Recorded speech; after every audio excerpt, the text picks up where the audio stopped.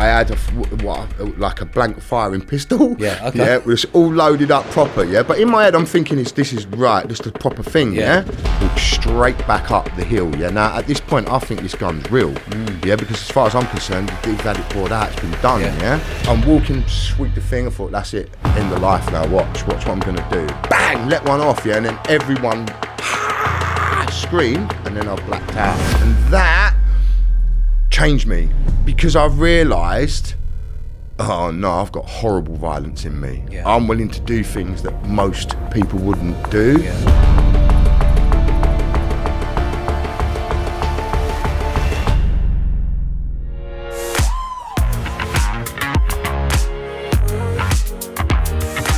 Tony, welcome to the show, mate. Hello, Dodge. Thanks for having me. Yeah, very much looking forward to this. So I'm properly intrigued about you. So I'm looking forward to this journey, mate. So let's roll all the way back. Where did you grow up and how did you become Britain's biggest fraudster? It's quite funny, that is. So they always get it wrong. So it's not Britain's biggest fraudster. I mean, how could anyone ever tell what Britain's biggest fraudster would be? Because who's going to ever admit to that? So it's a bit of it got played out in the Sun newspaper as Britain's greatest fraudster. So we just kind of run with the tagline, really. So I mean, it just, it works for media stuff. So it's really good. But I was born in a place called Greenwich, which is in southeast London. One side's quite affluent, the other side's quite poor. Unfortunately for many of the financial institutions around the world, I was born in the poor part. So growing up, like very quickly, kind of, a couple of days old, my mum gives me away to my grandmother. She's just not able to cope. She's 17, my dad leaves. I'm now going to just become another statistic, really. That's exactly what happened to me. And then growing up, I've got a really good friendship peer group. We're all quite tight friends and we all stick together. And we was mischievous, we would find mischievous, ingenious ways of making money. So yeah, it was, I enjoyed my childhood. I went youth club all the time. Like, I hung around with all the local kids in my area. Where I come from even now is still quite a close-knit community, like everyone's really friendly still. So yeah. Do you remember where you started earning your first £1 note as a kid? Yeah, like we would just do I'd do anything from pallet collecting to car washing to whatever. And then because I was old, I was hanging around with like a couple of kids that were older. They were more into like pinging windows and doing like other things, breaking into places and all that. Yeah. So because I was small, I could get through all the gaps. I could they just trained you. I got taught like keep dog, and then very quickly it just progressed into all different types of things. And once I got a flavour for having a bit of money, that really kind of changed that whole dynamic for me. And were you driven by earning money? I was at the beginning. Yeah, I was definitely. I was driven by wanting to change the shit life that I'd grown up in. Like when you don't have your parents there like that and all the other kids around you have got their parents, you're kind of that kid always looking and going, oh, right. Yeah. And then when it wasn't until about 2 years ago, I started looking at all my peer group, and all of us except one have kind of, no dad, got their mum, or they've got someone, but a parent's missing. And that was a big realisation for me that, that stuff is going to drive what we would do. And we found vulnerabilities everywhere, wherever we went, because we just wanted to make money, whether that be nicking sweets out the shop or we found the stationers where we'd go and nick pens, like, remember the old big fat tagging pens and all that? Go and nick that, just put a load in your coat and just walk out. Yeah. And that's the life of criminality, because you're getting involved. And then at Greenwich Market, where I lived, there was so many things. We'd dip the stalls for their £1 coins or the notes, or we're looking to try and rob whatever we could because we was that type of kids. And you just, I mean, it's a lot worse there now, some of the things the kids are doing, but, it breeds there. I could tell by your eyes there that you got a massive buzz from it. Yeah, because like I'm living it. Like when I go back in my head, like I can remember like some, because I know that we wasn't bad kids. Yeah, we done bad things, but we was all in really shit situations. So I guess that we just wanted to get out of those shit situations, and that kind of really helped. That like, you know, that stuff helped. So I do, like I said, I've got fond memories of my childhood. I played street hockey with loads of different kids right up until in my 20s. I played on skates, going and banging the ball about because I was always quite energetic. I got ADHD off the chart. And it wasn't till in later life that I get to use it for proper reasons, you know. So were you living with your nan all the way through? Yeah, living with And my what was nan. that relationship like with your mum?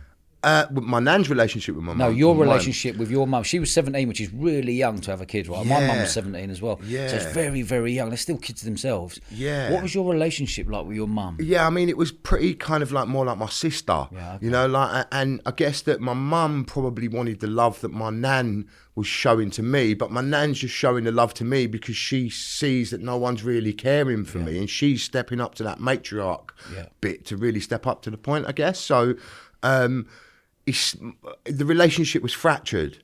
You know, it becomes even more fractured as you go on, and it takes years to kind of get back. You know, only just after I wrote the book, what did I get to talk to my mum about this stuff and say, like, look, you know, here's what I've wrote before it came out. I said, look, you better read it and just see. Just give you the heads up. Yeah, just going to give you the heads up. This is what I've said, And she was crying. Like, at the end of it, she rang me up and said, it's beautiful, son. How old are you now, Time? So I'm 48 now. You're 48, and it took you 40 odd years to go and tell your mum. Yeah. Wow. Yeah, because I'm raging, like, why? Like, you know, and then you kind of realise the penny drop moment is, hold on a minute, my mum's dad left. Yeah. My dad's dad left. Yeah. That's all they know. And that's all they know. So if you're, you know, it takes forgiveness. I mean, I'm a different type of parent. I've got 4 kids, and I'll make sure that I'm on them. Like, I'm on them. I'm there for them constantly, because I feel that that's really important to do that. And I try my hardest. And touch wood, up until now, they've all stayed straight. But I guess that I don't blame them anymore because I understand it, but I guess that I was stronger, because of maybe my determination. My nan was a really strong person who just wanted me to achieve things, and she knew that my brain was good, so she would always push me as much as she could. So And did you have a fatherly figure growing up? I did. I had my granddad, so that was my mum's stepdad, so my step granddad. But he, like, I didn't know any different. I called him Dad, like, he was fantastic, like, amazing. And where was your old man? So my dad was like, he'd gone off, he'd kind of, you know, he'd left my mum, he'd gone and created another family, which he's trying to move on with his life. As a man now, I understand it. But like back then when you're a kid, you don't understand any of that stuff. And then he goes off and gets my brothers and my other brothers, of which I'm quite close to. I see them I haven't seen them for a while, sorry, but I will do. And he dips in and out of my life, so I don't really get to know him until I'm 15. It's like when he first comes around, I'm playing hockey. He starts taking us hockey on a Sunday. Like, he's got a Porsche. Like, I'm kind of the kid that has got a dad all of a sudden, and I feel like kind of like, you know. And then you still feel left out of that whole situation. So I still have emotions going on that are within me. And because I look older, I'm acting older. Like I said, I've been around older kids most of my life. I have a different outlook on things. So I think our relationship then it just goes far apart. I try working for him. It's when I go to my uncle, actually. So my dad had a factory done printing. So he's really successful, right? In London? In London, So they used to do like all different types of printing. So they were doing this one was for Jurassic Park. So I cycled all the way, from Greenwich to King's Cross on my bike. It took me 45 minutes, which is amazing, really, got there and I got in, I'm late. I'm 15 minutes late, So like my uncle's all over me. It's like, and my hair's all scraggly and all over the gaff. And he says to me, he done me a massive favour because he says to me, you'll never amount to anything. And I just, like, I was so staggered by it because I've always been happy-go-lucky, just getting on with things, And that made me look at myself of what other people see you as, And then that really I was like, okay, I'm going to show you then. And from that moment Prove on, you wrong. everything changes. When you look back now at the age of 48, and you've written your book last year or a couple of years ago, did that book give you time to properly reflect on your childhood? Yeah. Did you ever go back and find any trauma in your childhood on why you are like you are today, or you have been in your career? It happened before my book, So I made a TV show called What Makes a Murderer for Channel 4. And within the show, so before you see... So you made that? Yeah, I made that. I produced that, yeah. So that was like mine and my business partner, Adam. Like that was our baby show that we had for 8 years. It took us 8 years to get that project off the ground. And we brought in a co-production partner called Dragonfly, who are fantastic at doing medical programs. Yeah. And Tom came up with the idea he came up with the name What Makes a Murderer, yeah? And before you know it, like the show's commissioned and away we go. And now we're in full production. And it was fantastic, yeah, because I got to learn all of the stuff that people go through by sitting down with like leading psychologists, leading people that deal with brain problems, right? And so I went through all the tests before the participants do. And this is like 3-4 months before we actually even got into filming. Yeah. And afterwards, when I came out of the room, unbeknownst to me, like me and one of the other producers, Fallon, we get on a tube. We're actually going to see John Massey, to go to John's house to go and sort out some other stuff. Yeah. And on the tube, me and Fallon have a massive argument, and like over nothing, And I don't even realise that what's just happened in the room has triggered a load of stuff that I'm not aware of, right? And so, but the guys knew. So the psychologists come out the room and say to the rest of the team, look, I've just triggered a load of stuff with Tony. Yeah. You need to be really careful, So I was like, oh, don't be stupid, I'm all right. Like, I'm just thinking I'm getting on the right. But Fallon just said one thing and I was just snapped, And she got it. So I'm sorry, Fallon. But but I've said sorry a million times, but they get it. So, what was it? What was it made you snap? It was going back in that moment, So when you're talking about, when you're a child, it was actually, there's a bit where my mum, when I'm a kid, So after she leaves my dad, she gets with this guy, we called him Beta Basher, because he bashed the granny out of her constantly, In front of you? In front of me, numerous times she would be busted up, So when you're seeing that as a kid, that is massively traumatic, How old were you roughly? I was probably about 7 or 8. Okay. So I get him back now. I got him back. You've got him back? I got him back, man. I'm not having none of that. I don't care about none of that. I've said this publicly loads of times. I got him back. Like, and I don't regret it. It is what it is, because that satisfied the need in that kid when I got him back that was needed. So what is now we're equal. Now we're equal. Yeah, simple. And I'm a man now, so like whatever. Anyone, like it is what it is. Like because you can't do problems. I can't go forward. When you saw that fella smashing your mum about, knowing that you couldn't do anything about. How many years did you hold on to that pain before you found him again? 7 years, and I planned it. Like as a kid. So you saw it at 7. At 14, you got him back. Yeah, so 14. What did you do? I waited for him to come out, and where were you? He used to go shopping. At the bottom of my road where I lived, he used to go shopping, and he'd always get his shopping, go back with his bags. So I knew. So where he lived, there's an alleyway. So I just waited. I bought a wicked bat. It's beautiful, this bat. It's proper thing. Was like, and because I'm thinking about it. I'm testing the bat to see is it going to hurt my hands. How have I got to do it? Like, look at the depth of what I'm thinking. I'm ironing him out. I don't care. So once it gets to that moment of when I'm waiting there, he comes and I can see him walking up the road. Like I've been there a couple of times and missed it. Like my arse went the first time. But this time I'm on him. And then as soon as he come around, I just got the bat, just done him. Bang. Bang. Whereabouts? Round the head. Round the head? Yeah, round the head. Back of the head. Straight round the back of the head. Like, bang, cracked him, and he just went down. Boom, gone. And that's it, I was gone. Were you off skis? Yeah, off skis. Yeah. Did he know it was you straight away? No. Does he today know it's you? Now it's come public, he probably does. He's dead now. Oh, he's dead. Yeah, he's dead now. But I told him. Yeah. I told him years later. Yeah, I told him. Yeah, because I see him probably about 4 days later with a neck brace on.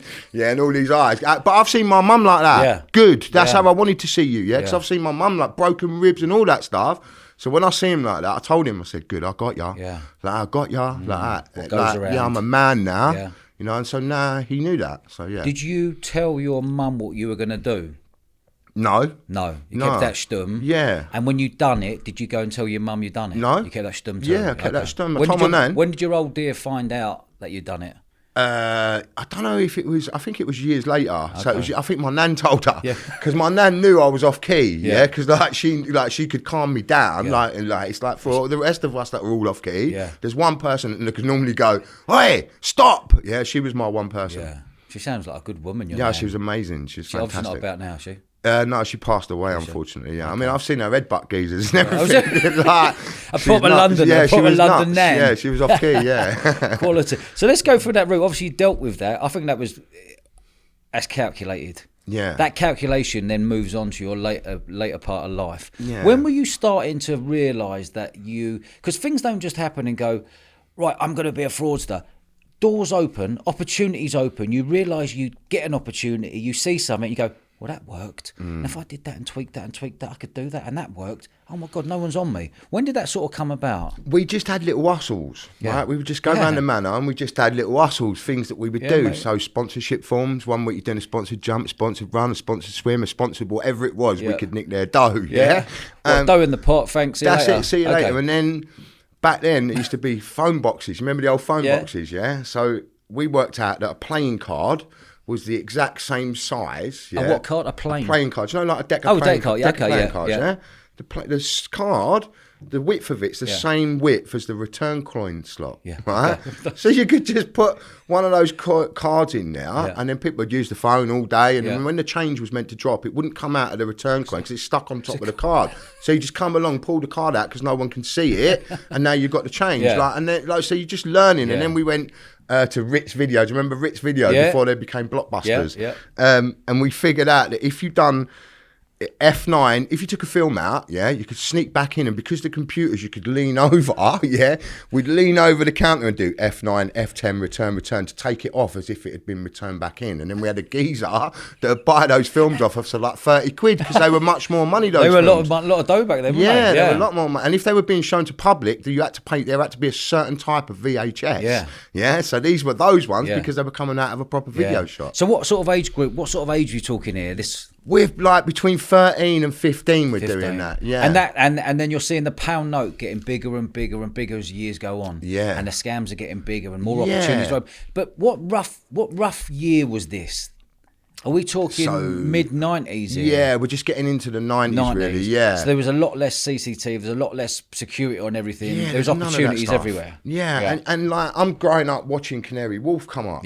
Yeah, thinking, wow, what is that? Yeah. Like we can see it's dead opposite where we live, right? Yeah. And I'm like, what? I want in. I want a piece of that. I want some of that. Yeah. What is that? And then we just start doing credit card.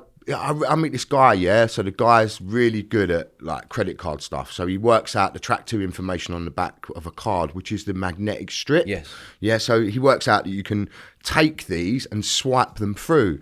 So that to me was a massive way of upscaling business, Like I'm quite confident to talk, you know what I mean? I can be chatty, I can be like flirtatious, and I can use that to my advantage to manipulate people to get them to do what I want, right? So I've got a few of these things, and before you know it, they're in restaurants and cafes, and people are grabbing numbers. Yeah. And so now I'm making money digitally, but in a physical way before the internet's invented, you know, like the internet's not even there yet. And we're like, I'm doing it. And I realise that I'm doing wrong, but I'm making a lot of money. And that. You say you're making money there. Are you cloning the cards? Yeah, we're cloning You're cloning the cards before anyone was cloning cards. Yeah, we're at the forefront of it. Yeah. And how easy was that to clone the cards? Were you doing it yourself, cloning? Yeah, it's really easy. I done it the other day on BBC Two with Hannah Fry, So it's really simple. You can see it on catch up. Go and watch it, Yeah, we'll have a look. Like you literally just swipe the card and then you've got this grabber and it just processes the numbers. So those magnetic strips on the back of that card, they're actually tape. You know, like sound tape that they used to use.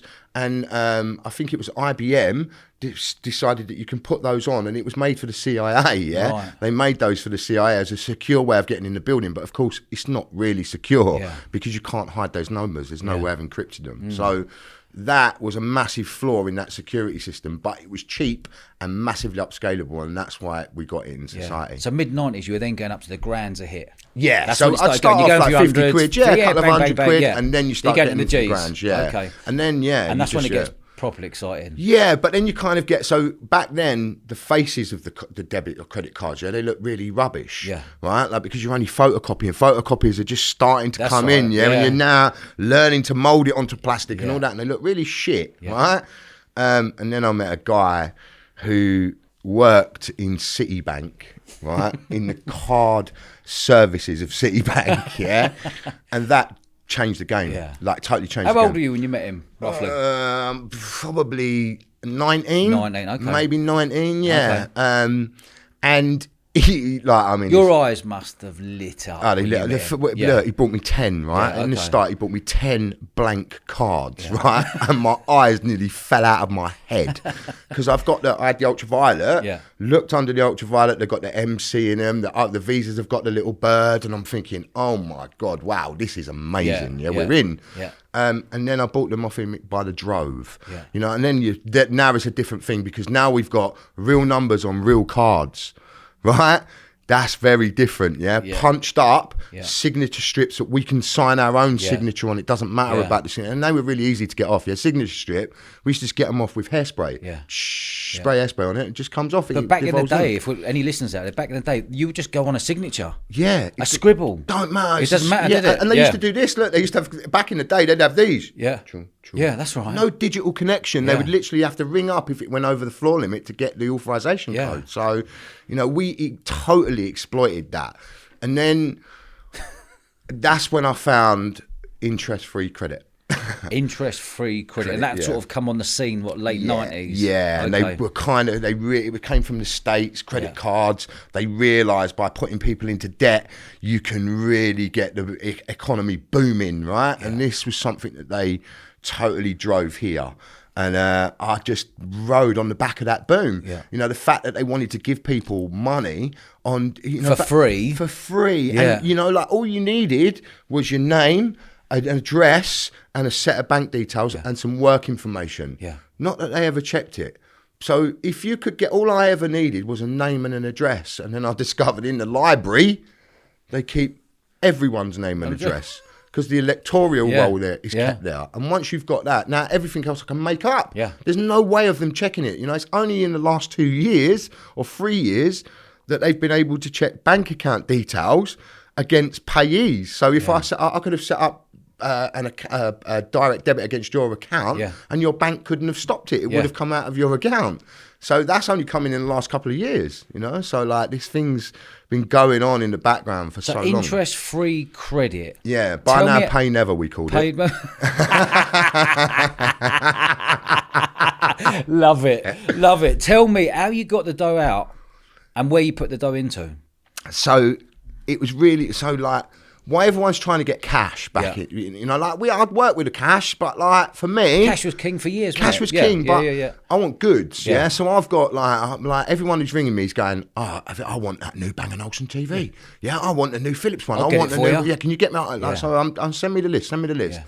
And people would just send me lists of stuff, and I just deliver every day. I'm there. I've got your stuff, and like when you're doing that 10, 15 times a day at $3,000 a pop, you're taking big money, and before you know it, you've got dough all over the gaff. So I would spread my money out all over the place, and try and give this person over here stuff and keep it in a house and put that bit over there. And at one point, I was renting 9 different properties because I was so paranoid about it could come on top. Yeah. So will you get? So for example, I want a Bang & Olufsen. Back then, it was probably 9 Gs, 10 Gs. Always 10 grand. 10 Gs. Give us a Bang & Olufsen. You know, get my missus a sofa, will you? And that's me. So if it was me, I go, well, that's all going to add up to 15 grand. Yeah. You get me that. What do you want from me? I'll give you, for you, if it's 15 grand from the shop, it's 7.5 grand. 7.5. I'm always after knock. Always, yeah. So you want 7.5 Gs cash? Yeah, 7.5 Gs. Cash. You give me the readies and that's it. And now I've split up amongst the team. You know, I got back then I had a team of 50 guys working for me on a daily basis. Just going around setting up accounts? Yeah, setting up stuff, doing whatever we're doing. I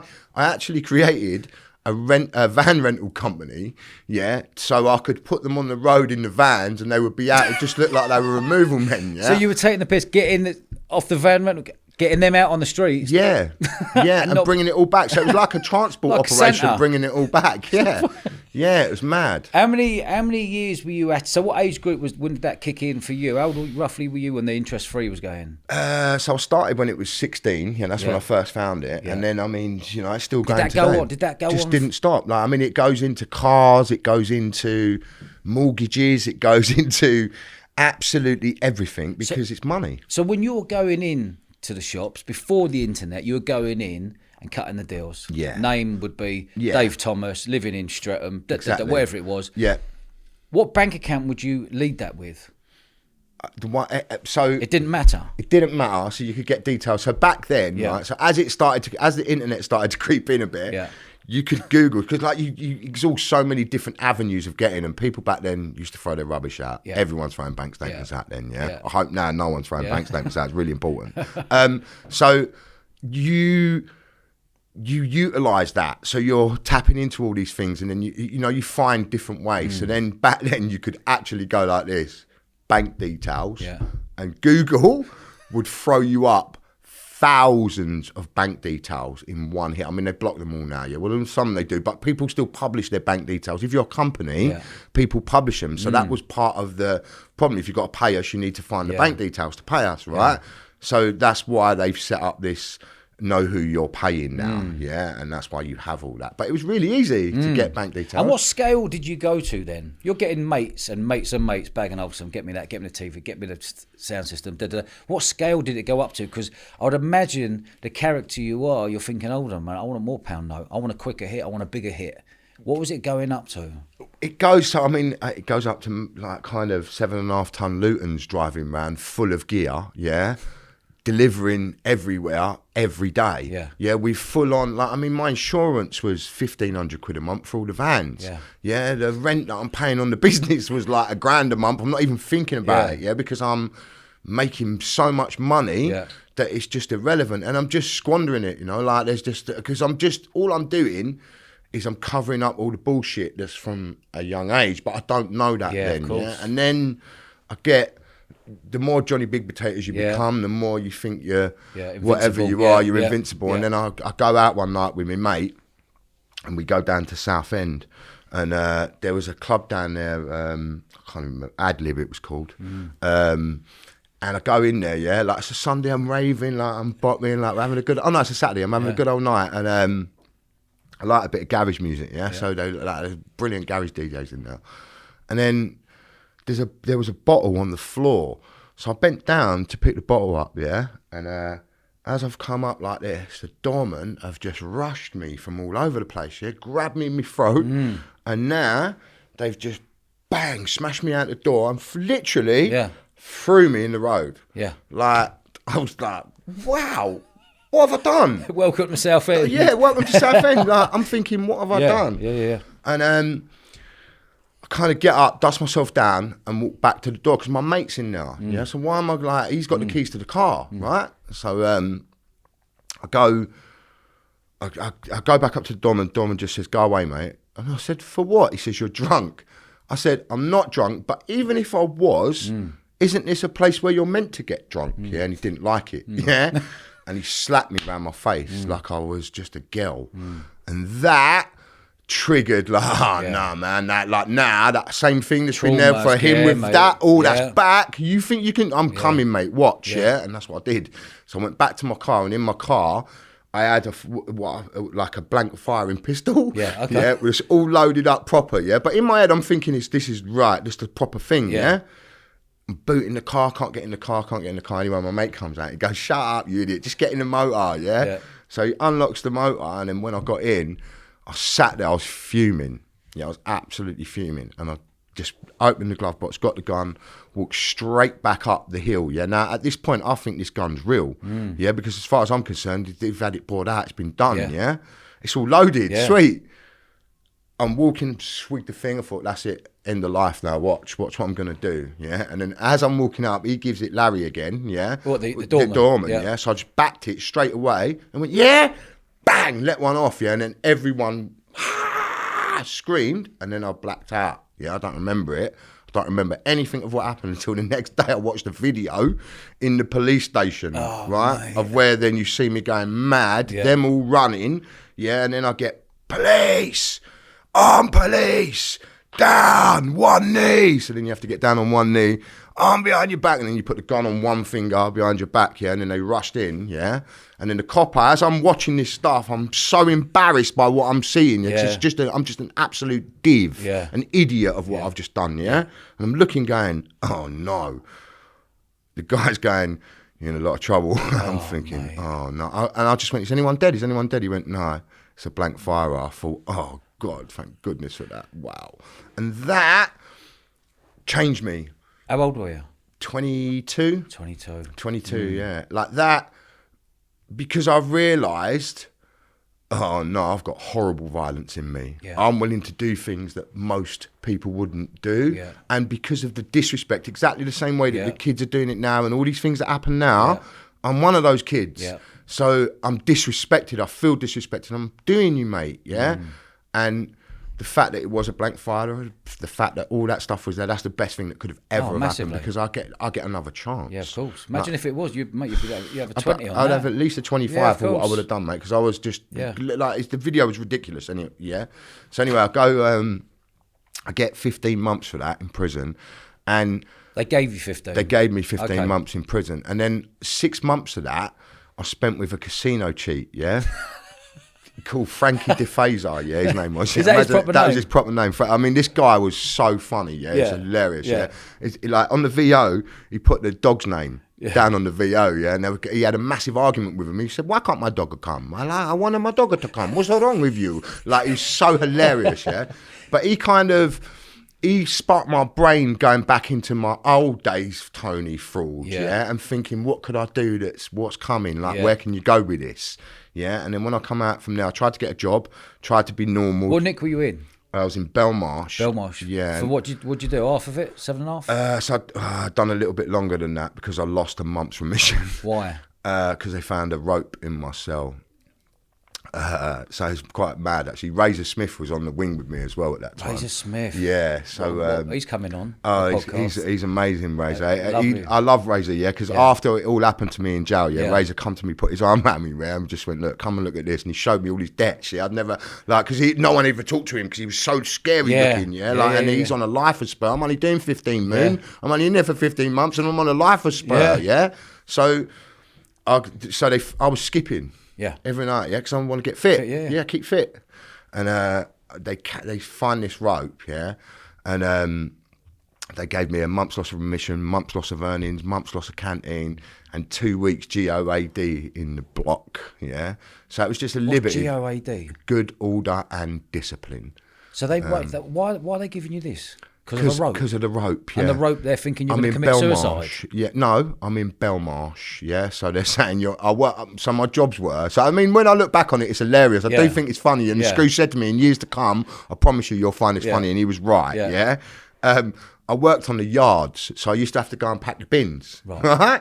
So they thought I'm trying to get one of my mates out who's one of Britain's first double A cats, yeah. But I weren't. He's only come there from the Mount to do a course. Right. Yeah, I'm not doing anything like that. Why? My missus is pregnant at the time. Yeah. Yeah, like with my son. Why would I want to jeopardise me getting out on tag? Yeah. But they're like, once they searched my cell when I was out working on a yard, they found the rope, and then of course it's a security risk. Put two and two together. Two and two together. Yeah. I come up with 55. Yeah. And away we Wait, go. you're in the block. Yeah, that's it. Tell me what's that? Listen, you're an ex-criminal, right? But you're not a criminal in a kind of. You are, but you're not. At that point. At the age of 22, a youngster going in there. Tell me what it was like as a 22-year-old kid getting a Cat A and then going in the block. It was weird. Like when you, do you know what? Yeah, I mean, I wouldn't wish it on anyone. Yeah, they make you squat on a mirror. Yeah, that's the fucking worst thing ever. Like it's so your dignity's just gone. Like, oh, thanks, mate. Like I've got no dignity. Yeah. But because you're a criminal, because you're in that way, and yes, like I get it. We can be extremely devious, extremely violent, all of that stuff. But there still we are still human, and there should be a part of it where you get treated like human. But I haven't been to jail for 10, 15 years now, so I don't know what it's like in there now. But it's definitely a scary place, and it's definitely somewhere that I wouldn't want my kids to go because even on that sentence, I learned so much. It's like another university that wakes my mind up to go, oh look, I can do that when I get out. And if you're not strong-minded, you're going to fall into that. Yeah. So how long are you in the block for? 2 weeks. 2 weeks. Well, and that's what, just 4 walls, nothing else. 4 walls, nothing else. So what I'd done, I arranged with a listener. I was going to pick my wrists with a staple. The only thing I had on GOAD was a Bible. And in the middle of the Bible, you've got the staples. So I pulled the staple out of the Bible and I picked my wrist and said to the listener, walk past and say, oh, he's cutting his wrist, because I just want to get to the hospital wing so I can have a burn and, do you know what I mean, listen to the radio even, because I haven't even got a radio, right? And then so that's what happens. And then the screw comes. When he tells the screw comes like this, and he laughed. I thought, wow, look at him, because it was bleeding quite a bit, and like then. They took me to. They have to take you to the hospital wing, and then they took me to the hospital wing, and then I stayed in just a padded fucking cell. It was worse than the block, but at least I had my radio, and I had a bit of burn. So at 22, what was going through your head there? You met the fella with the casino. What did you learn in Nick at that time to know that when you come out, you're going to be at it again? That I'm not scared of Nick. You're not okay. Yeah. And once you're not scared of Nick, nothing's going to get in your way. Don't matter. Okay. Because like once you realise, like we all think, like, you know, I'm not. When I was a kid, I used to fight every day. Yeah. Yeah. So when you get in a little tuffle, we all think we're like, until it happens. Yeah. So like, I kind of don't have that fear. So I've seen guys in jail that I thought were bigger names out on the street, and they folded in situations, and you think, oh wow, like I wouldn't have folded in that situation. I would have held my own in that situation. Yeah, like so you start to learn things, and then you realise, oh look, actually, it's not bad. Like I can get a bit of burn, I can have a phone call, I can still do what I want. Yeah. And now you start to realise, so what's the risks involved in this? What's the ROI for me? Yeah. What is my return on investment for this? Yeah. And like most normal people don't think that criminals think like that, but every single criminal I know, before we do a job, we're all got adrenaline, we're all going to the toilet and shitting ourselves, because that's how you have to do it to get out you to go and do what you got to do, right? But you're prepared to do, you might not talk about it, but you're prepared to do whatever sentence comes with it when you're committing that crime, because you've already thought about it. Yeah. So what did you know then? The route you went out, when you come out at 22, what was the route you went in, and what was the consequences for you getting nicked? Did you think in your own mind, going, you know what, if I do that and I get clobbered for that, I'm gonna get a 3. I'll do a year and a half, but I've got a load of money stashed. Was that going through your mind like that? Yeah. Okay. Yeah, I'm thinking like that. I'm thinking, calculating. Yeah, calculating it again. Yeah, I'm back going, okay, if I do that, what's the worst that can happen? Yeah. And like, I've been talking to a guy, nah, mate, I just stole 1.5 million quid and got 6 months. And you think, what? What are you talking about? Wow, what's the point of this life? Like, and then, you know, you kind of get out there and you start doing things. And again, my peer group, like, you know, none of them have been caught up until that point either. They're mustard, like they're slick. Yeah, no one's catching them because they're in the zone. Because that's the real level of a real high level criminal, isn't it? Yeah, like the ones that ain't been caught are the real serious ones. Yeah, mate. So, like, there's not many of them. Nah, they're very rare. When you see them and you meet them or you know them, you know they're the real deal. Yeah, there's not many of them. You're one right. step ahead. Yeah, they're always one step ahead, and that's because they think like that, and that's a learning, you know. Like, and as you get older, you learn that yourself. So when you come out 22, tell me, did you get jumped straight back in? Nah. The fraud, did you go? No, I went to get a job. I went and worked. My dad had a cab office, or he worked at a cab office with this in Bermondsey. So I went and worked there.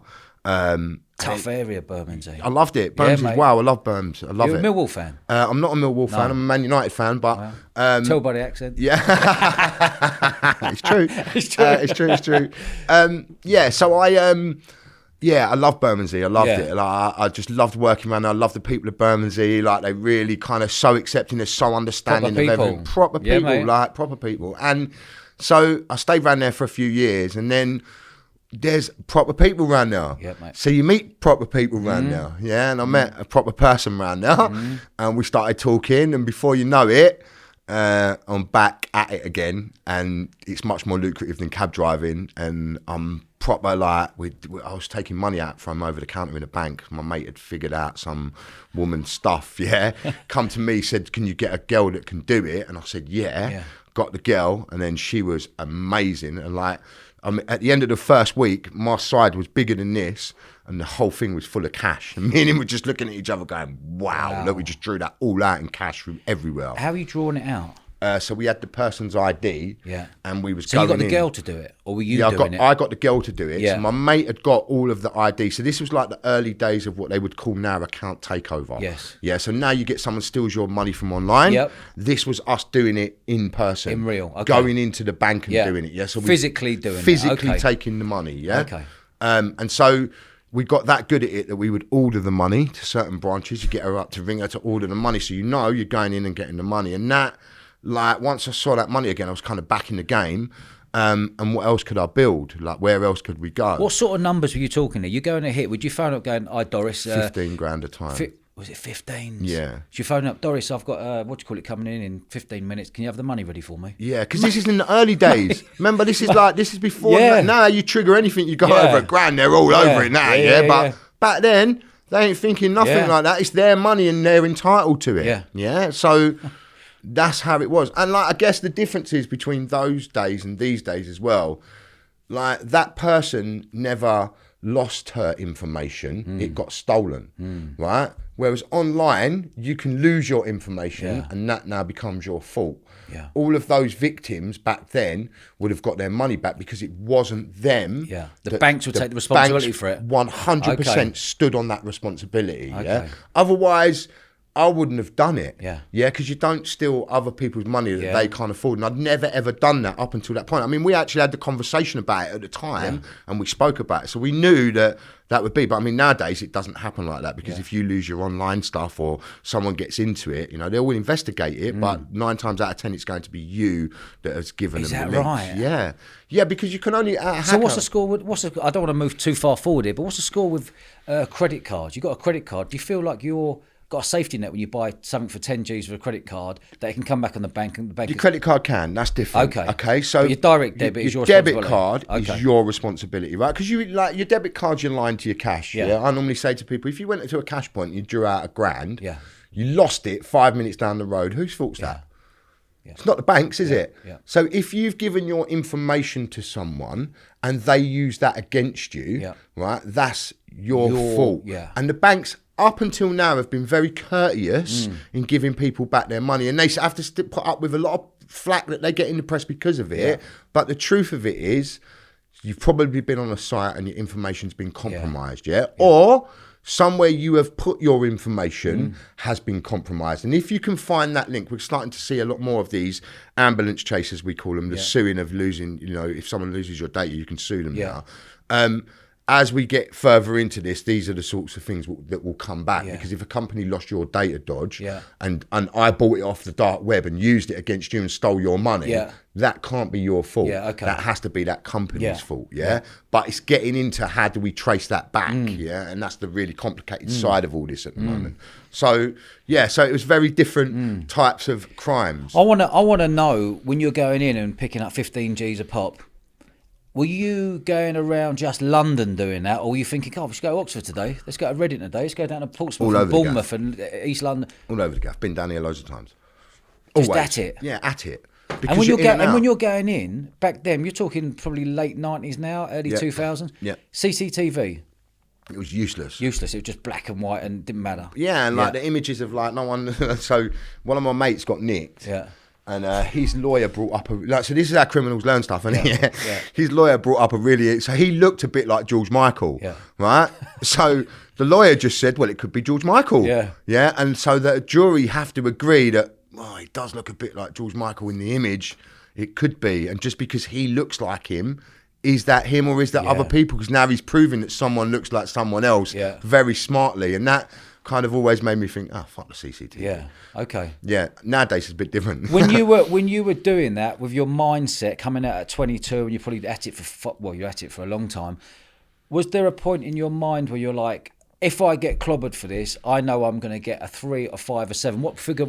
What amount of years was it in your mind? I always had probably on the first couple that, you're going to get maybe 12 months, 2 years, because they don't clobber you for fraud in that way. And the way that we're committing it then, it's really, how are you going to pin every single person's one that I've stolen on me? How can you do that? Because their investigation, they just don't have the resources to do it. Back then, they don't even talk to different departments of different counties. So, they can't do that stuff. So I knew Did you know that? Did you know that? Yeah. Yeah, obviously you knew. Yeah, we knew that. Yeah. But even now, the communication ain't amazing. It's nice, dreadful still, but it's because of resources in the background, and that's why we hear a lot of the words that come out, so gangs, we keep hearing county lines and all that stuff that comes. It's because the police need to get the funding to deal with the problems, right? But unless they've got the right buzzwords that gets them into the funding, they can't get it, But instead of just the government going, oh, look, really, you need this. Yeah, because that's what it is. But there's a team of people. Let's go and clobber. yeah, you know okay. how it goes, God, Yeah. Companies work in silos, where they break everything down into different departments, but crime don't work like that. Crime's just cut into the chase, and that's what they need to understand to deal with it. What was the movement after that, the banks? How many years were you at it doing your 15 Gs? Just so that one probably lasts for about 9 months, like they all do, and then they burn, and the bank find out and stop it from going through, and then you flip back to something else, and then I started doing Rolexes, and then you kind of like, mean you started doing I just Rolexes? go and get Rolexes. I'd be the Rolex man. What, you want a Rolex? I'll get it for you, no worries. What one do you want? Daytona? No worries, because anyone who's serious, and watches, they only ever want a Submariner or a Daytona. Yeah. They're the only two watches that anyone ever wants, or a Cartier Tank Française, something like that. And you'd go halves again. That's a 30 grand. 50-50. Give me 15 bags. There you go. Yeah. So, but like, I mean, I always used to find it. I don't know where these mad prices come from. Because I always used to find Daytonas for like 5,400 quid because they're in a shop window. You get them in an Ernest Jones. There's, double bubble. There's twinkling in the window there. You can just get it because they have to sell so many of them a year anyway. And what were you doing? You're going in with ID. Claiming to be the person and just putting them on the buy now, pay never. Easy. I love that. Buy now, pay now. Quality. And then the next movements from there. Did it go up again, or did you think, hold on, they're hot on this now? You're just going around. So like I'm doing this constantly, and I'm just living my life. I'm going through this, and I'm meeting loads of different people, and then must have been about, I suppose I must be 25, 26. We get caught in Sheffield. So we're in Meadowhall Shopping Centre in Sheffield, which is like a huge, it's like Lakeside on steroids, it's massive, this place. And we go in there, and like there's loads of us, but they've got one, like, so back then I'm hitting orders for flat screen TVs, and there's just one TV that I want. It's a 43 inch, it's this set one Panasonic, because I know I've got orders stacked up for them and I can sell as many of them as I can get, So I think there was something like 3,999 quid in the store, So first load of blokes go in, bang, they all get one, Load of others go in, they all get them, So unbeknownst to us, the girl has got suspicious at the counter of a load of blokes from London in Sheffield all buying the same Panasonic TV. So I go up and I go, all right there, how you doing? Like, and I start talking in Scottish, and just like, she doesn't even notice that I'm going for the same TV because we're just talking like in general. And then that's it. I get the TV, don't even realise that it's on top, go out. And then my mate gets another TV from another shop, but it's a 50-incher, so now he needs two of us to carry it, So I'll go and meet him, and the minute I put my hands on the TV, the old Bill had been watching us all day long, and they just come out from everywhere, and my mate, like, so when they've got all of us, took down all of us apart from two other guys, right? So who are sitting watching the whole thing unfold, laughing their asses off at us, really. And then so we've got two vans parked in different car parks, right? And they're both full with goods. They're both stacked up because obviously we've been having it right off.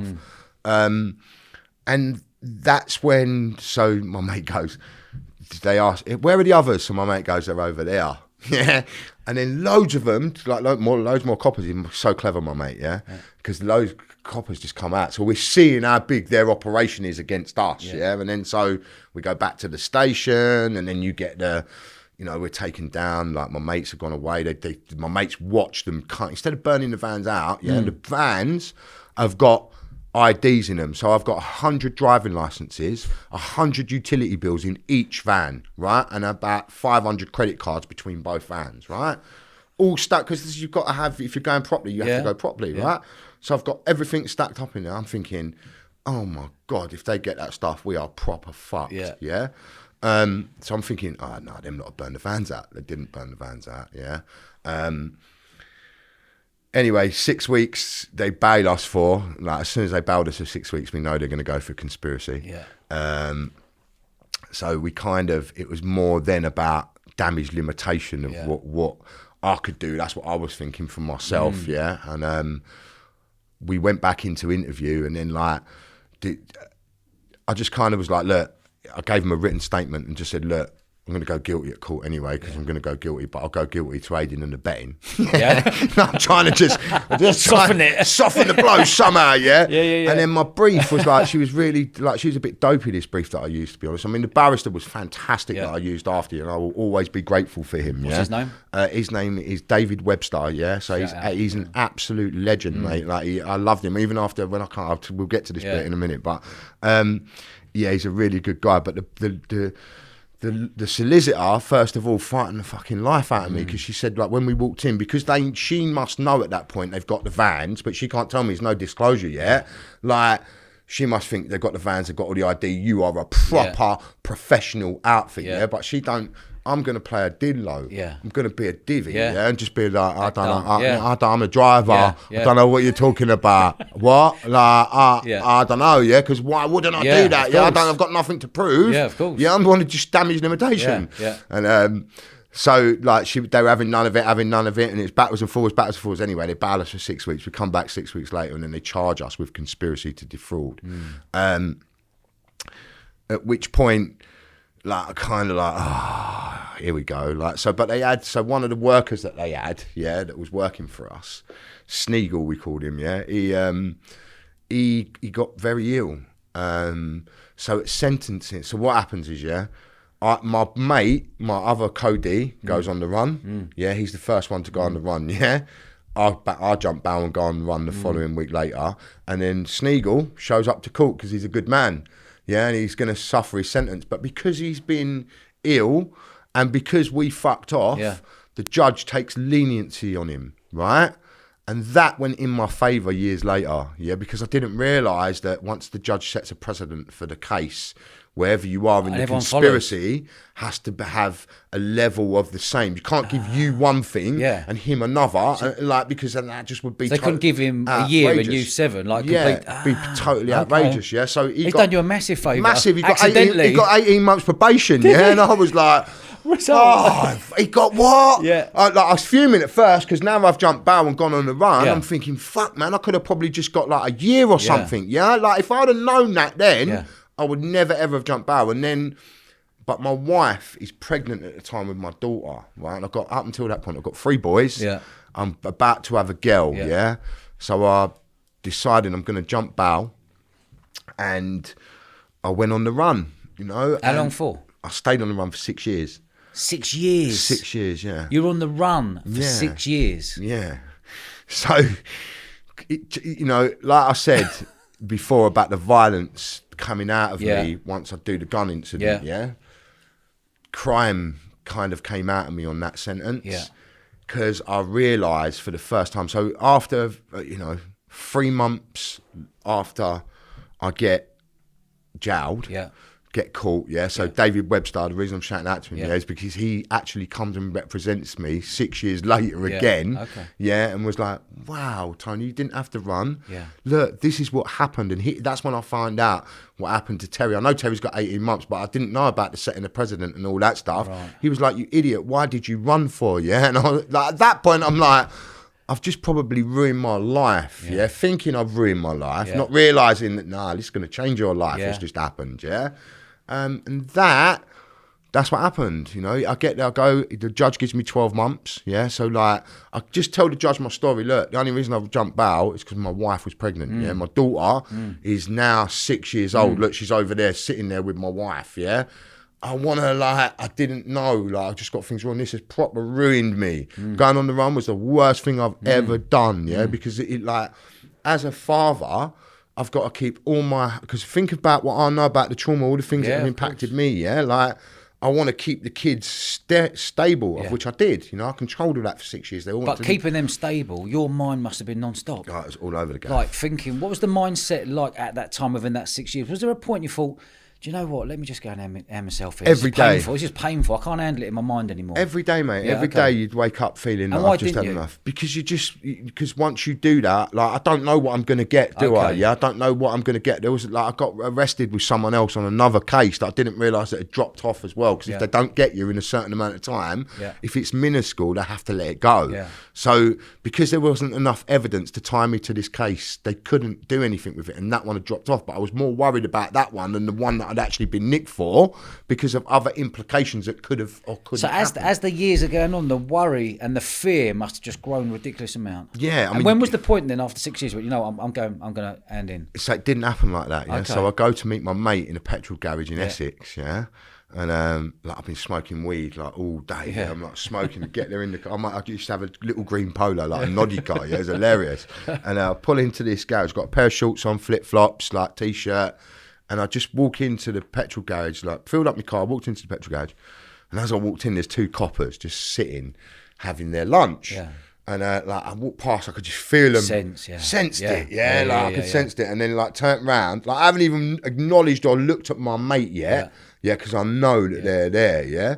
So I walk back out, and as I walk out, they're kind of like, all right, can we have a word, sir? I'm like that, yeah? So I was like, yeah? So they go, what's your name? So I give them my moody name that I've got. Yeah, that's all all briefed up. Everything's Which was sweet. it? What was the moody name back then? I don't want to tell you. You probably got 100, didn't you? Take a pick. Yeah. Number 77, number 42. The first name was Tony anyway. Tony was it was one sort of Tony somewhere. Yeah. So I gave all the information that I've got for it, Yeah. right? And he just looked at me and he went, you've got 2 warrants out for your arrest. Yeah. So he grabbed me wrist. And then at that moment, relief. yeah, mate. like I feel drained, mate. Yeah. If I'm honest, yeah. Take me in. Like, Thank God for that. God for that. I'm Yeah. caught. Like, result. Yeah. I said, can I have a fag? I said, I just want a fag, mate. I'll be all right. I won't give you no headache or nothing. Yeah. So anyway, then I end up, like I said, I go to see back to Sheffield in the Sweatbox on Saturday morning. The other court case I deal with for 300 quid fine, blah blah blah. So yeah, I go back to. I go back to jail, come out, and then How long did you get then? So I got 12 months on that one. You got 12. Did a 6? I've done a little less because I got a tag, right? So my wife comes to visit me, and when she comes to visit me, she's holding my son's hand, right? Who was 7 or 8? Yeah. No, he was 10 then. Yeah. And he's just crying, right? And as she walks over to the table, like, I'm like, what's up with him? What's he crying for? Like, kind of still trying to keep a bit of the jail persona thing. Like, what's up? And she goes, what do you think's up? Like, you're in jail again. Like, that's really good for your son, isn't it? And at that point, all the trauma that I've now had my whole life, I've now put onto my own kids, and I realise it in that moment. Yeah. And I feel that I've let them down, something I never wanted to do, something I never intended to do, you know, like, and that changed everything. Because I actually went back to the wing, and like our wing was wicked. Yeah, we had a really cool wing. Yeah, not that it's not cool to me in jail, but like the people that were in there, lads, we was a good bunch of lads on that wing. Yeah. And I go back and I'm like, I'm going to work in fraud prevention. Is that what your mindset That's was what then? my mindset went straight away. How old were you when you were in Nick at that last time? So when was that? So that was 15 years ago. So 2010 I got out. So yeah. So what are we now? 12 years ago. Okay. So you would have been, what, 36? 36, yeah. So then you come out. What was it for you? Straight and narrow? Yes, totally. Kind of? No, totally. Properly clean, was it? Properly clean for the first time, properly clean ever. So not even a little minuscule of anything. Yeah. Came out and was like, so whilst there was loads of things that had happened, like the houses had all changed. I had a flat where I live now, and the flat was like, it was there as like a home. Like we hadn't had a home before, because it's like being on the run and all that stuff, and then I get there and I've got this like home, mate, and I'm like, this feels good, and one of my mates got me a job with one of our other mates, who had a little sweet shop, and I went and worked in the little sweet shop, but I loved it. I loved it because it's me mates, and they own loads of them, so like they're like, don't worry, bro, just do what you want, like don't worry about nothing, like, but I'll be there 5 o'clock in the morning, I'm doing the papers, like, and as I was doing it, I started to look at fraud conferences and like how could I get involved in getting in the other side, still like grafting, and then I got another job where I was doing, like, I would drive in the evening, so I'd go and do the job in the morning and then go driving in the evening, so I'm doubling up my wages, just trying to earn money, just trying to survive and get by. And then I'd do like every couple of hours I'd build like a little presentation. I learnt myself PowerPoint, like every day, just sitting down, going through it. I'm quite computer literate, so I'm all right like that. And was like, okay, I can make that fit there. And then just kind of put this presentation together. And then my mate was filming a documentary about dangerous dogs. And I go with him to go and see it. And it was like, he's like, oh, they're going to love you, bruv. Like, they'll love you. Like, so we go there, we're sitting there, and I end up talking to this guy called Will Fairman, who now is like one of the big cheeses at Vice TV. Massive. Like, but back then, like, they're not even called Vice back then, they're called VBS. They're just this trendy kind of company coming through. And me and Will just started chatting, and we was just like you and I are chatting now, and we got on really, really well. And he said, I'd love to make a documentary about you. And I said, really? What about? I said, I'm boring. What do you want to make a documentary? He went, you ain't boring. He's like, you definitely ain't boring. Yeah, mate. And I was like, but I'm just being me. And he said, but people will love it. And this is as YouTube's a new thing then. Yeah, this is all new. Yeah. So I said, come on then, let's do it. And we make a show called How to Get Away with Stealing. Yeah. It's got like 11 million views 11, now. 12 million. Ridiculous views now. But it gets cult status because at the point when we made it, nothing's been done like that ever. It's the first time. You can go and search the internet. There's nothing before it ever that comes. It's the one of its kind, and it gets shared by. So there's a really famous American hacker. Well, he's not a hacker. He actually created something called the Silk Road. Which I'm sure that most people have heard of. The Silk Road is like one of the first dark market sites on the dark web, and it was run by a guy called DPR, the Dread Pirate Roberts, who they believe to be a guy called Ross Ulbricht. And his last shared video before the FBI take him down is my Vice one.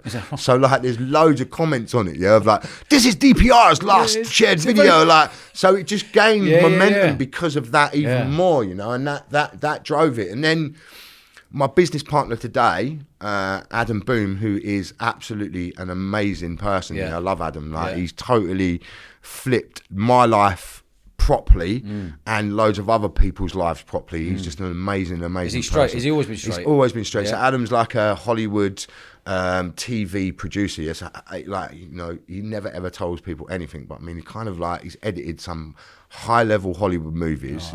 He's been involved with some serious stuff over the years. He spent 30 years taking difficult subjects and making them explainable on TV.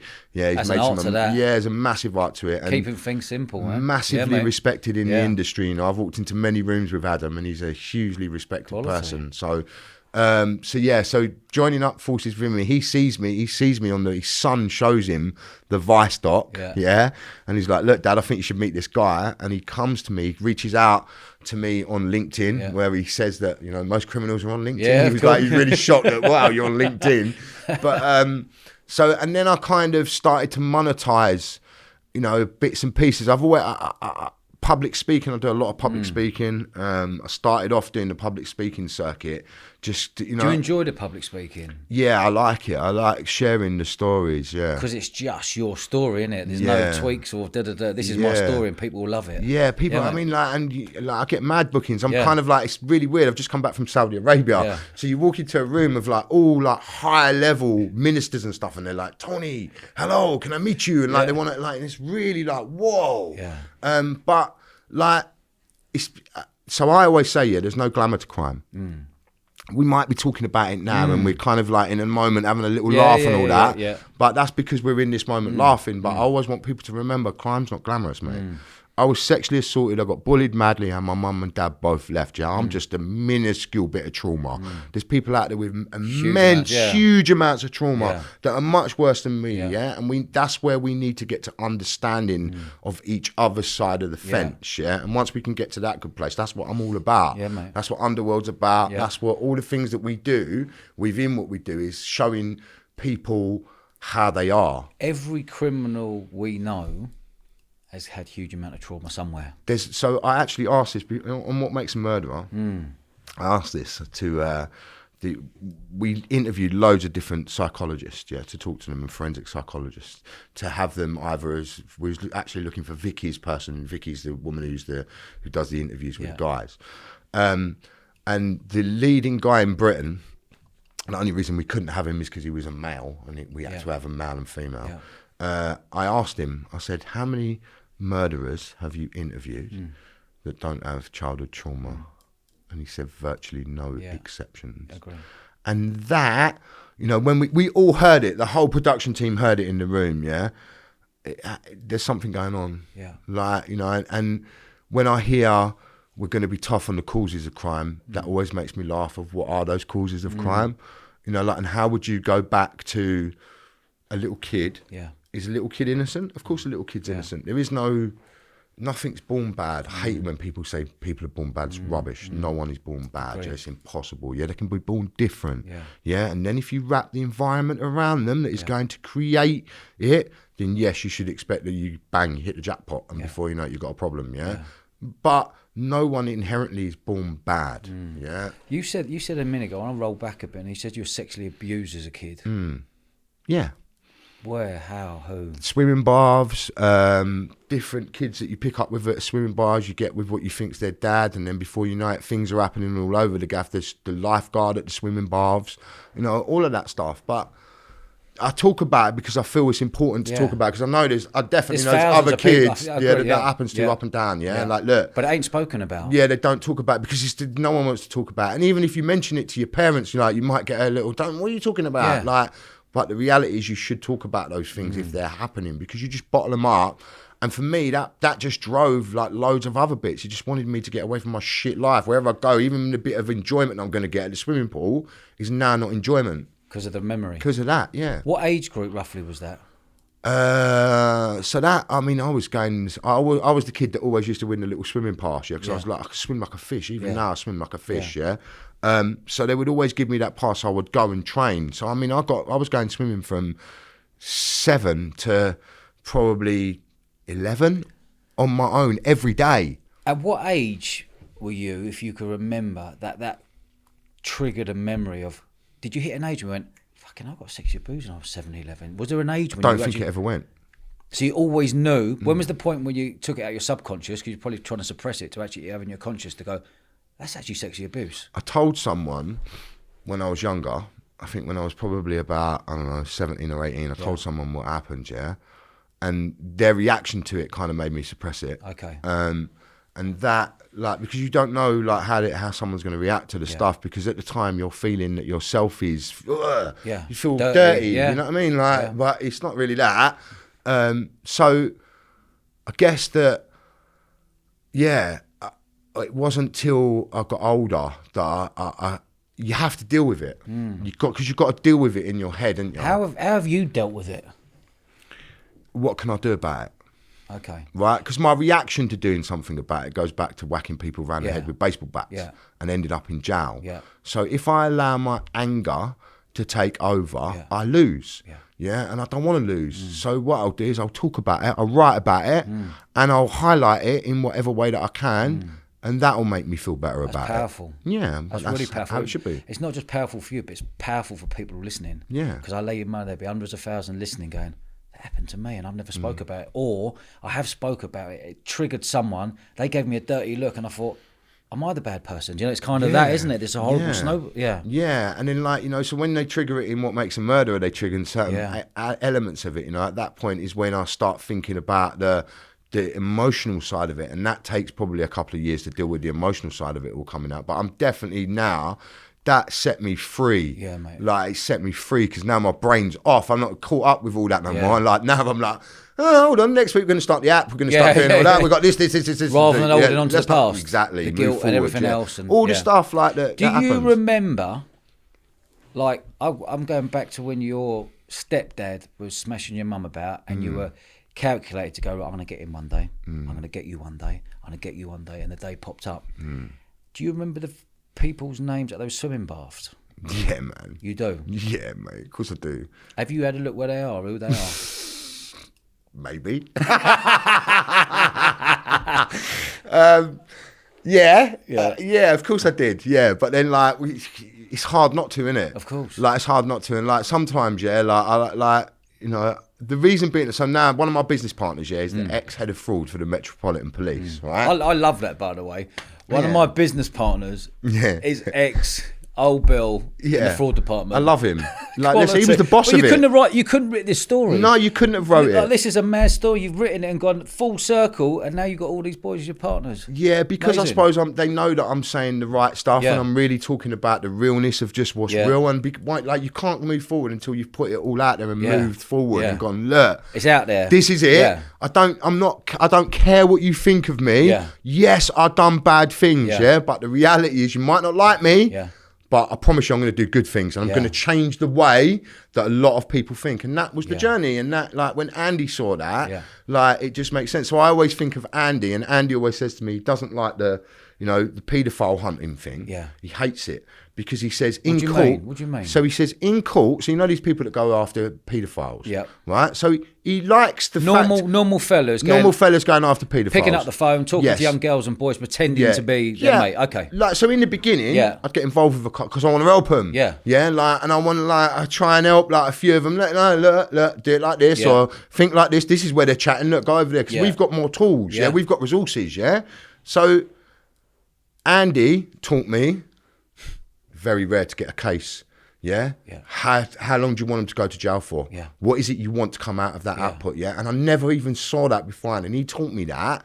And so he's right. So you're just thinking those dirty fuckers. I want those paedophiles. I'm gonna go Yeah. after. But actually, yeah. how many of them actually get nicked, and do they get a long sentence at the end of it for your energy? Yeah, for my Okay. energy. Yeah, Okay. and what is the worth of it? Yeah. So and then once you realise that life's gonna fuck those people up anyway as well. Karma. Yeah, like karma has definitely fucked one of them up properly. Yeah. So like I can smile in the fact that you've got karma to Yeah. fuck, mate. Good. Yeah. Yeah. Like and. That makes me breathe a little bit easier. But again, look, it's raising the subjects, raising the topics, yeah? And if it's happening, go to the police and get it dealt with, yeah? We don't need the vigilante stuff to deal with it because the police can deal with it and get them nicked. But I get it. You have to go to the right cop bar. Do the police want to deal with it? What is the things of it That's all? the thing. How does it go? We've just nailed it on the head. Yeah. There's not enough old Bill number one.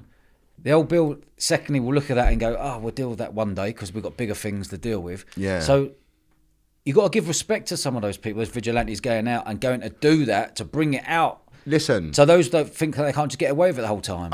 Listen. Yeah. It doesn't. I'm not bothered by it. But Yeah. if I know that Andy, especially as the head of police, Yeah. he would have seen figures coming in, going, look, we've None lost of them get all clobbered. of those Yeah. cases Yeah. because of If Yeah, we okay. would have got because of and it's only that I've had those conversations. I mean, I love what some of those guys do because Yeah. it's amazing, and they put themselves out there to do it. I'm never going to criticise those guys for doing it. Yeah. Lots of those guys have the same issues that what I've got, Yeah. and that's how comes they can tap Okay. into them in them same way. So I What, love what they've they got do. the trauma from a young kid Yeah, as well that hasn't been yeah. dealt with Yes. and cleared up for them to be able to Yes. move forward as an adult. Yes. Or maybe they have cleared it up and this is the way that they see as Give being back. able to give back and deal with it. Yeah? Yeah. But the reality is, look, go and get yourself in the police force or go to the police and demand that you do it. Because with fraud, I started my own agency. Yeah. Yeah. And I made them come to it. Yeah. I made the police come because okay, I'll play by your rules, You come but to you're me. going to have to do it my Yeah. way. Otherwise I'm not doing it. Yeah. Yeah. So like and that once you get them into that position, like anyone going after old ladies and kids, Yeah. I'm in. Yeah. Yeah, I don't care what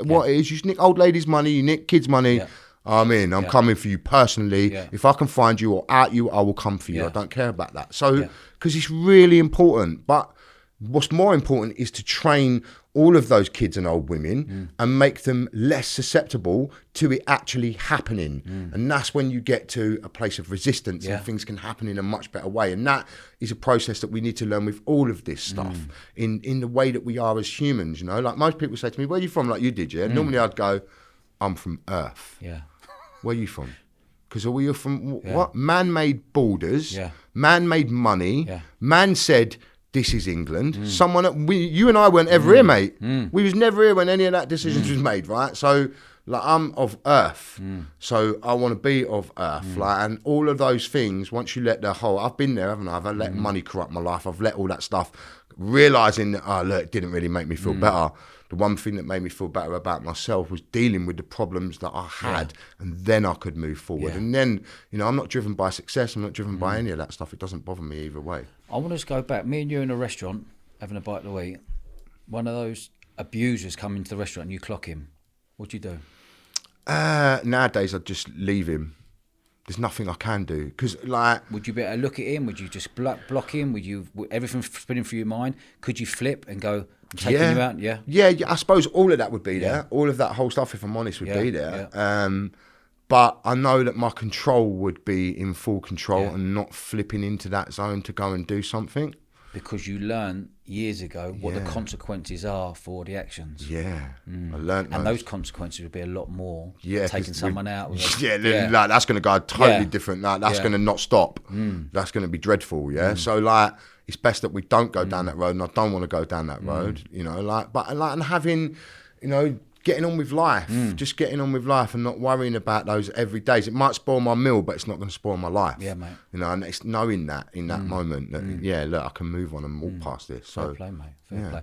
I want to know now, the last 32 you come out of, Nick, you've had a proper eventful life, ups and downs and all over.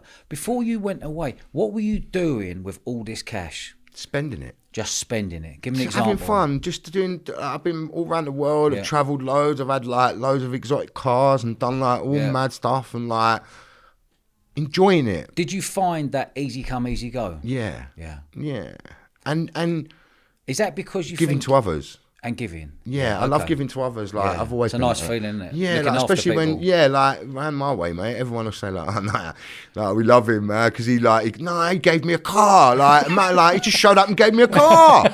Like, you know, my mate says it all the time. He says like, like my mate actually says you weren't bad. He says you done bad to do good. Yeah. He said I've never seen no one get money like you and give it away to people that didn't have things. Like, and I grew up in a council estate with a good community. I only know that, and so the more money I made, the bigger the community I wanted to bring in. Even now with my businesses, I work in a way that I try and bring everyone in somewhere along the line. Someone can have a piece of something. Mate. And like people always tell me, it can't be done, you can't do it, do it, but you can be done. Yeah, mate. You haven't tried it or you didn't do it your way, you know, like you just underestimate it. Tell me the full circle journey, what you've come on at the moment, because it properly cracked me up. What you're currently doing today. Tell the listeners and viewers what you're currently doing today. Over the last sort of 12 years, what has been your journey and where you're at right now? I mean, right now I'm on Coots' website. I love this. Yeah, I mean... Coots' Bank, one of the biggest banks in the world. Yeah. You are on their website. I am. It's the King's Money. Showing them how to stay safe from scams. I've just completed a really good social media campaign for Virgin and O2 called The Max, which is scam spelt backwards, showing people just how they may get approached and give their information away. I've got various TV shows in pitch at the moment. Tell me about the TV shows. So I've got all different types in at the moment. One I've got, which is like our little baby called Crooks. So I've just partnered with Lloyd's and the City of London Police, and I like. Mate, I can't help but laugh at this. Priceless. I mean, it is. Yeah. Look, it's taken a long time to get there. Yeah, to get into a tier 1 bank and to get into the City of London Police and be able to sell them stuff is not easy. Yeah, if you're an ex-fraudster like I am, who's out there talking about it. Yeah. But the reality is, like, together with Adam, and so I have another business partner called Nicola Harding, who's an academic at Lancaster University. She's a doctor in criminology. Yeah, and then that's a combo, isn't it? Yeah, you, a doctor in criminology. Yeah, and Adam. Adam. So we've got Adam, Andy, Nicola, And so just break that down. Nicola's the doctor. Adam's the ex-head of fraud. Yeah. Andy's the ex-head of fraud. Adam's the TV guy. Yeah. And then we have Solomon, who is a 24-year-old Asperger's super hacker. Okay. So, you know, I talk at world-leading conferences everywhere on the planet. I mean, I think we're probably one of the only companies that go, come on in if you can. Yeah. Yeah, like, I don't think there's many people that can say that. Yeah. But if you can beat Solomon, I want to know you are. Yeah. Yeah. So, like... because you ain't beating him. That's just the reality of it, So so you're backing Solomon, that no one could be able to beat him 100%. No one can beat Solomon. Don't care who they are. No one can beat Solomon. I don't just say this on these podcasts, I go around the world doing this stuff. America, wherever you think you are, if you can beat Sol, come. Yeah? So if anyone can beat Solomon, leave a comment below on this podcast here or on YouTube. Yeah. If you can beat him, and I'll put him in contact with you. Yeah. Put him in contact with us. So I'm actually. Mate, that's a challenge. Next year, I actually own the domain name. Hack me if you can. Right, I own it, right? So next year... As in catch me if you can. As in catch me if you can, We've got hack me if you can, So next year I'm going to pop up a website that will have a full-on hacking... If you can hack it, yeah, then you'll win a prize. We've got a sponsor for it. We've got a big company sponsoring it, yeah. So we will be pushing that next year, so you'll be able to see it. But we're out there. We're all over the place. We're on social media. We're not quiet about this stuff. We talk about it all the time, yeah. And what's it like working with the old bill now? So they're paying you to give them information to stop. So they don't pay us to give us information. So what they do, so I write a drama series along with Adam called Crooks. Yeah, so I've wrote it for like the last 8 years. Yeah, so it was Adam's idea in the beginning, and then he comes to me with I kind of get all the storylines and write the storylines, and then he script writes it and just drills it all out. Yeah, because he's amazing at all that stuff. Yeah, so I can come up with the flashy ideas of what we've got to do, and he just TVs it. So.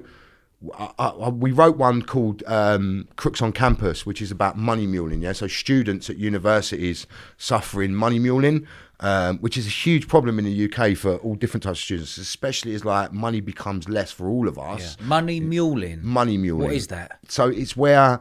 So I say to you, all right, Dodge, I want to put some money in your account. And you say, all right, no worries. You give me your account details and you don't ask me no questions. You don't say anything and I'll just put money in your account. Okay. That's it. And then I say to you, yeah, you can keep 100 quid of it. Just send it onto my other account. Now you've been what's called a mule. Yeah. So you've been used, right? So when we set up Crooks at the beginning, you know, no one even knew at a university where to report this stuff or what to do, who deals with the problem. So we spotted that. We kind of leapt in, wrote an amazing episode of Crooks, got sponsorship for it, put it out there, and then it started to gain traction. And before you know it, I've got Lloyd's knocking on the door going, hello, that's really we really like that. And they should, because it is an amazing learning tool, yeah? And so they said, we'd like to bring the City of London Police along and kind of join forces a little bit and perhaps go and roll this out to universities in London, which is exactly what we've done. So for the last 6 weeks, we've been kind of rolling this out across London to London universities. I've been going along and speaking and doing all the events, and we have a representative from the City of London Police called Oliver Little that comes along as well, and he's been talking about it and, you know, saying how much of a good initiative it is. Like, let's not be under any illusion, yeah? This country is under massive attack every single day from fraudsters all around the world, from cyber attacks everywhere. Yeah, without people like me, we're never going to move forward. That means that we cannot deal with our own financial systems because people are just going to steal it, yeah? Like, you need people like us to show, look, this is how I think, yeah? So it's really important that we get to that place. If someone's using cybersecurity to break into banks for nicking money or nicking big money from companies, are those companies embarrassed to admit it? Yeah. And is that's a huge benefit for the cybersecurity, the criminals going, well, they're scared to admit it because they don't want to be seen as weak. Yeah, exactly. So is that happening? All the time. So we do, on a daily basis, we do what's called penetration testing, right? So this is where we will test the security processes of a company, a bank, whatever it may be, energy company, whatever. And you know, the computers lots of the times are good, but lots of the times they're bad. So there'll be many occasions where someone will say, right, I'm in, we can open bank accounts at will. We don't need to show no ID. We're through all the processes and we can just open up the bank accounts, right? But the majority of the time, it's human error. So what tends to happen, even when systems are set up, because if you use tech right, tech's amazing, It's great, love it. But if it's not configured right, if it's not set up in the first place correctly, or human error within staff, human error. Well, so when you're setting up the tech, all these things can happen, right? You get all these little problems. They missed something, didn't get set up. That creates a vulnerability. It wasn't updated. This didn't happen. That done. That's a digital vulnerability. Solomon's going to be all over that. He's going to munch you. He's eating you for breakfast. I need to meet this Solomon. Yeah, like he's eating you. Yeah. So, but then, of course, you got the security guard who's like, oh. Yeah, and now I'm just walking past in the suit and I've got a USB stick. Yeah. I'm in, Sol. Yeah. And now I ransomware you. Yeah, so now I'm just going to encrypt. Ransomware you, go on. Yeah, so I'm going to encrypt all your files. So as a business, today's businesses run online, right? Yeah. So all their databases, all the CRMs, everything in the background is run by a computer. Yeah. So if I can get to that and lock you out of it, I'm now more powerful than you and your own company. Wow. Right? And that's what yourself and Solomon can do? Yeah, of course. This is what a cyber attack is. This is what ransomware is. This is all the words that you hear in the press that a lot of people don't really realise what it is. So once I've encrypted your information, you can no longer access it. So now I ring you and say, hey, Dodge, you right? Do you want to get in there? And I say... Give me a bill. Give me £1 million. Yeah. And at first you might go, I ain't giving you that. Yeah. But then you ain't getting back in your system. Yeah. I'll get someone in from cyber. So then I'd say, I tell someone about your NDAs. Because people don't think that criminals are smart. Yeah. Criminals are very, very smart. I'm thinking about your secrets. Yeah, mate. I know your secrets. Yeah. I own you. Yeah. What are you talking about? Pay my money. And this is how criminal gangs do it nowadays, right? So we show companies how not to get caught like that. And so Crooks then demonstrates it to their staff. So we built like a training platform that allows people to come on and they pay a subscription. Brilliant. And they learn step by step how to stay safe. Yeah. And I've just figured it all out, how to do it to consumers. So soon we'll be talking to consumers, and there's going to be like loads of different things that you can, like, I talk to consumers all the time, but like on a much broader scale, because all of us need to start getting a lot smarter around cyber. Do you look at cyber? Do you look at the businesses we are today going, mate, they are clueless? Yeah. Well, not clueless. Not clueless, but most businesses are like, oh, cybersecurity, what is that? Oh, we'll deal with it. It's a problem one day, or we've got someone just doing a bit of work for us on that. But we're not up to standards, right? No, so most serious businesses, right, have what's called a risk register, right? And on your risk register, you have like a list of things that you would have to do. Now, any serious business in today's day and age, cyber has to be in the top 3. Yeah. You know, it has to be. Yeah. But we tend to find that it's never in the top 3 because it's so expensive. So no one wants to pay anything for it. And if you're a big company, like, you're going to get hacked. Yeah. So companies are getting much more wiser.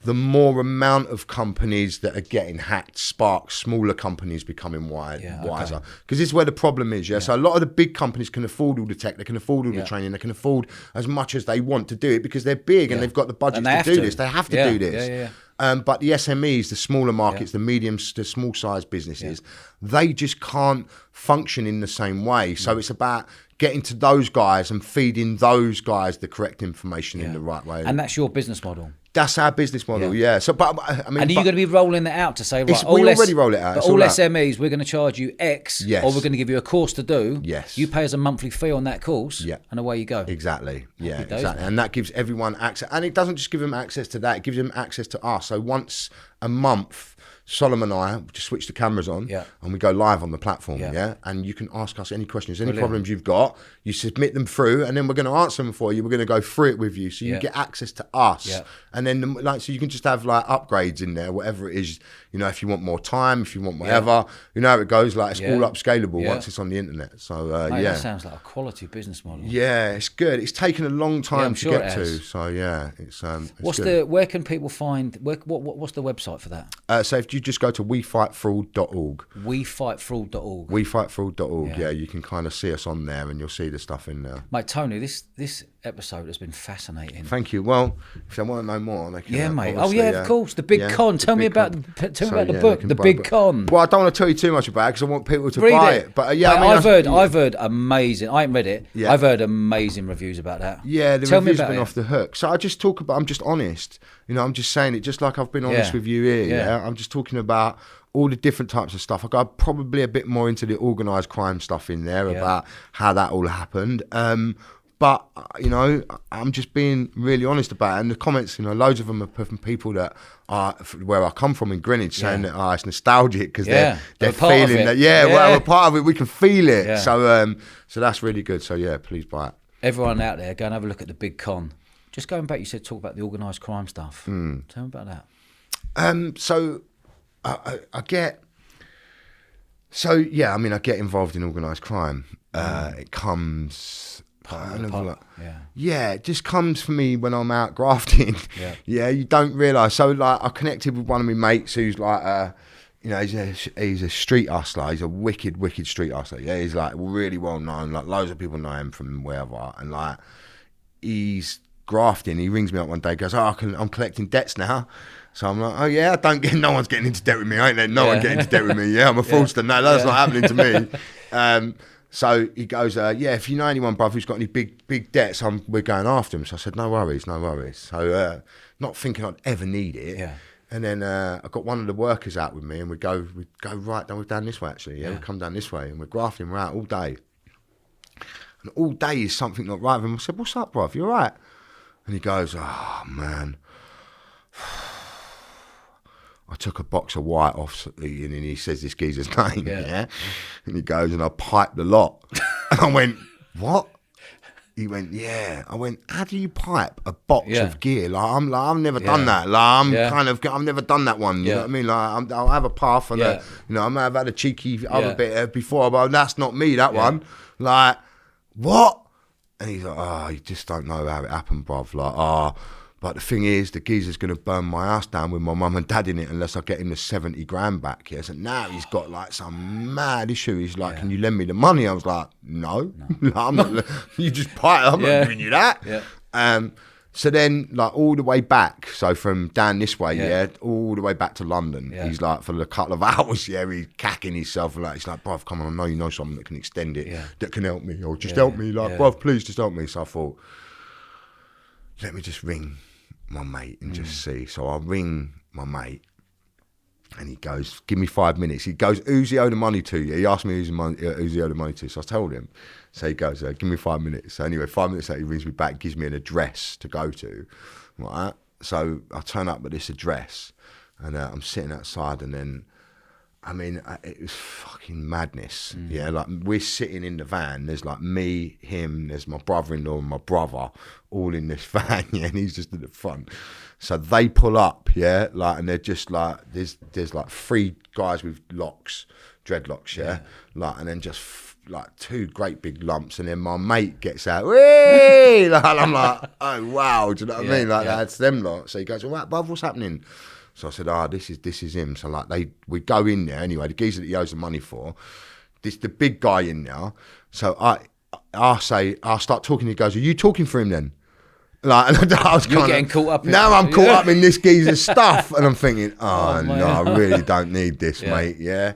So I said, yeah, look, I'm talking for him. So he goes, come round the back then. So we go round the back of this caravan, and we're just sitting down in this office bit, talking. And I said to him, look, he's a good grafter. He went, he's a shitbag. He went, he owes me 3 grand as well from about 2 years ago. And I went, oh no. Like, thinking, like, he went, the boys are getting the plastic together, so you better start talking quickly. I went, no, whoa, it ain't like that. And then, so then I just talked my way out of it with him. Yeah, like, and at the end of it, like, he kind of said, I'm going to give you a chance. If you fuck up, it's on you. So now it's on me. And I'm thinking, but I know it. Like, I'm all right. I got it. Like, if worse ways, I'll cover it. But I don't want to. But there was something that was just intriguing about this guy, and like, because my mates round him a bit as well, and I love my mate, do you know what I mean? He's a good mate. There must be something good about this guy. And then, so I think within 3 days, I dealt with it. Go back, it's all dealt with it. The money's all sorted. So he goes, fucking hell. He's like, you're mustard, aren't you? I said, I told you, man, I'm a man of my word. If I give you my word, I'm going to deliver on it, because it's important. So he says, what else can you do? So I can do whatever you want. He goes, I know a lot of people, you know. And I said, really? I said, what sort of people? And then he just reeled off like a load of different people. And I was like, well, that one and that one I can definitely do some things with if you're up with it. And he said, I'm up for it. What do you want? And he said, come see me tomorrow anyway. I'll go see him tomorrow anyway. Like, very quickly, I'm now with this guy every day, and I realise who's a proper face, who's a proper like mad stuff happens, like loads of mad stuff happens, and I see, I'm actually trying to talk him into doing a book at the moment because he's been straight for like the last 4 years, not done anything yet, but I've been begging him, but he's like, nah, like, and I'm like, please, like, no.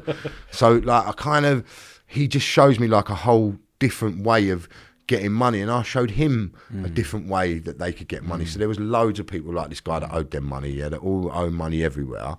So I figured out ways that they could go to banks and get money and remortgage their homes and do all little bits and pieces to get the money that they owed instead of them getting ironed out. And that just took me on that last part of that journey, sort of, of why I was kind of doing all that stuff. Level. It was a whole new level, and it was like a very mad experience going through that whole thing, and it was good. I mean, there was like, you know, there's many crazy times where I thought, you know, like, I mean, going over to sandbanks, yeah, like all things like that, going for people that owe money, yeah, like I'm sitting on that chain ferry going across, going, seeing the fish, going, oh, wow, like, this is amazing. Yeah. You know, you're driving around and the next thing, like someone's wrapped up, like it's all gone bandy, like there's just mad stuff happening. So it just became part of life and stuff, the norm that you're getting used to. But I felt safe. I felt that I'd found my people. I felt that I'd found, you know, like people that, and then you realise that he's actually a really good, look how much he helps people. Yeah.